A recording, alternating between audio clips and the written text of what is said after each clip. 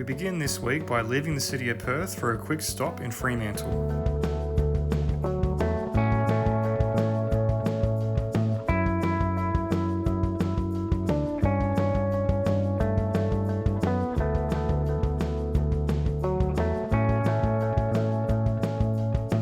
Well, today is our last day in Perth. Well, we're not technically in Perth anymore, now we're in Fremantle. Yeah, we didn't actually have that good a time in Perth. Granted, it was super stressful with a lot of bureaucratic issues. Yeah, things didn't work out well with the car, costs got blown out tremendously. Even all those things aside, didn't really enjoy Perth all that much like we have other cities we've been to in the country.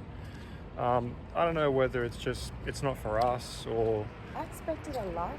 Yeah, I heard nothing but great things about Perth. Even some people from overseas had said that Perth was by far their favourite capital city in Australia, and I really don't see what they meant. I understand the concept. When we came down here to Freo to get on the ferry to Rottnest yesterday, we drove through this old area and went, wow, Freo rocks. This is actually really beautiful.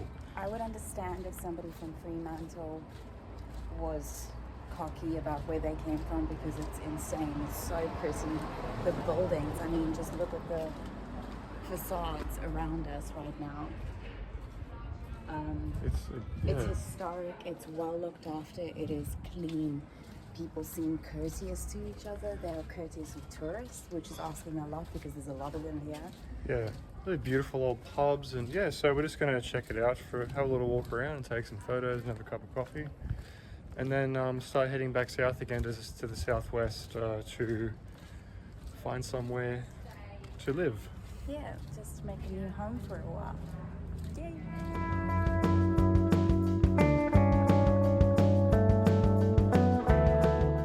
We head back to the beautiful southwest in search of jobs and opportunities, exploring a few towns in the area along the way.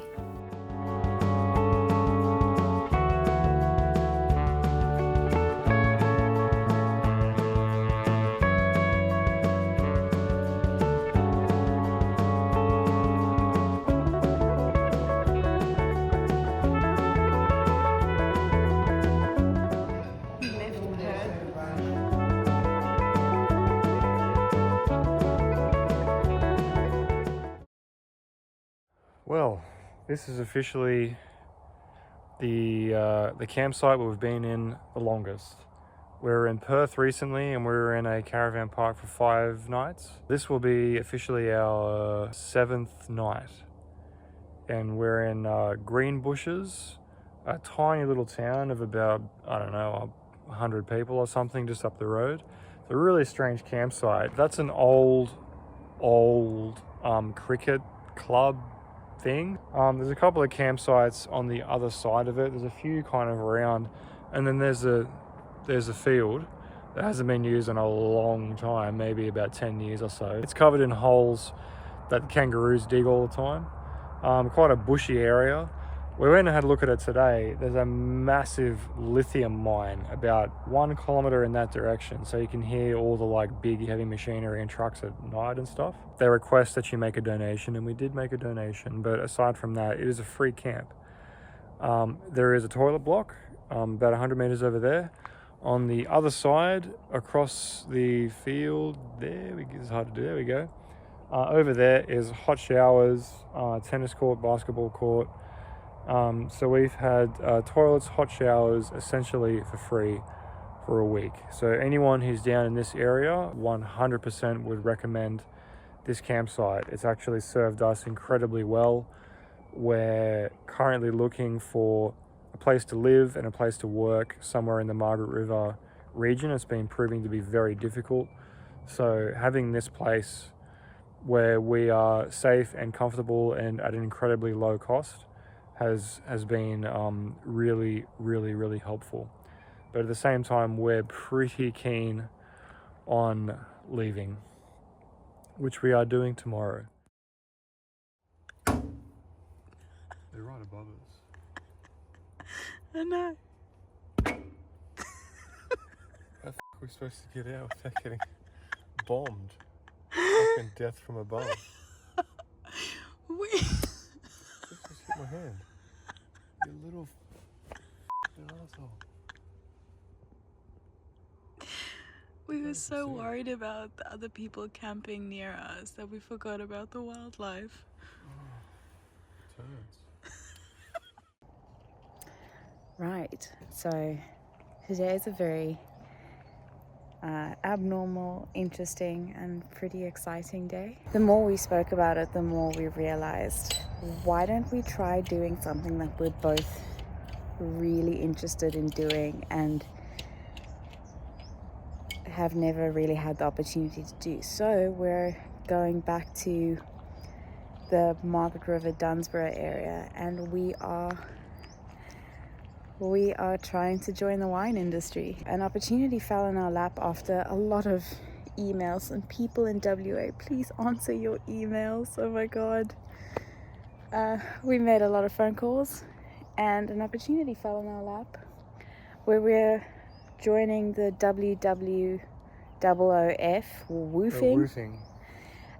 Basically, you work for accommodation and a small food stipend. But we just wanted to gain some experience, even though it is the slow season, something we also learnt the hard way. We were hoping we could fill a gap because a lot of internationals who come and work in these wineries, they all go north for the winter because they're all a bunch of wusses. They can't handle the cold. They're a bunch of birds. So we were hoping that we could fill some of those positions, but at the same time, the customer flow at this time of year is very, very low as well. So Australians hibernate. Yeah. Pretty much. However, we have now found this opportunity, and there are a couple of other opportunities that might fall into our laps, but this is exactly the area we wanted to press pause in. We're really excited. It's a bit disheartening to contact about, what do you reckon, about 80 wineries, I think? More. It was over 100. Yeah. And we contacted all of them, and none of them have position. To get something, especially this woofing thing, on a winery where we can get some experience and stuff, it's a big step up. It's a foot in the door. So, and man, I'm excited. Going to keep our heads down and try and earn a little bit of money wherever we can over the next few months, and then when it gets busy again in the spring, then it's going to be full on everything. We're going to try and keep you updated on this whole thing because the whole experience just of woofing alone, never mind working in the wine industry, is, I don't know, it feels a bit like the Wizard of Oz behind the green curtain. You don't really know until you pull it open. So we're gonna try and pull it open for you and keep you posted on how things are. To do something like this and just throw caution to the wind in terms of trying something new, something scary, and then to do it with your partner as well. It's something special, for sure.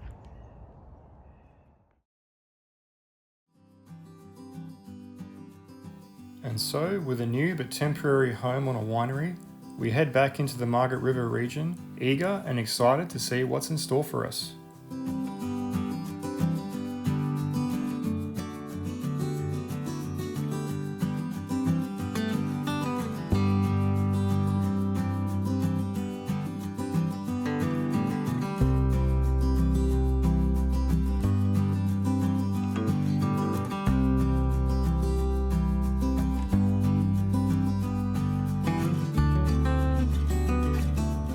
We're tucking into our first dinner in our first little living room.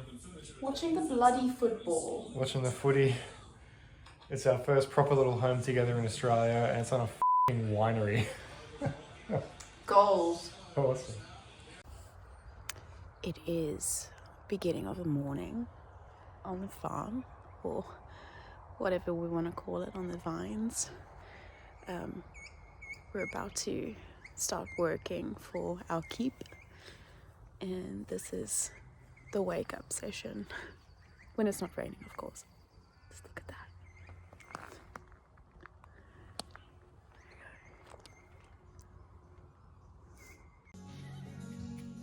Processing Australian wine, listening to some Johnny Clegg. classics. We settled into our new home and got to work in the winery. We're not going to say too much at this stage about our employers, But they're fantastic people and we love working for them. And most importantly, we love their wine.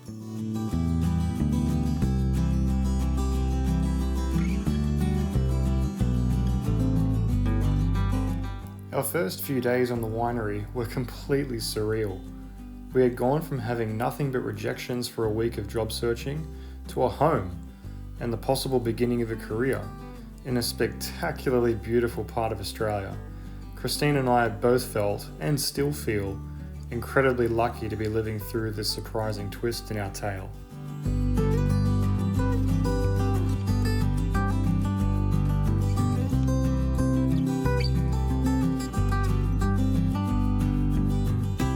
Next week, we'll show you a bit more of our lives on the farm.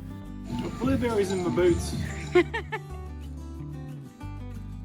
And explore the beautiful sights of the Margaret River region. Thanks for watching.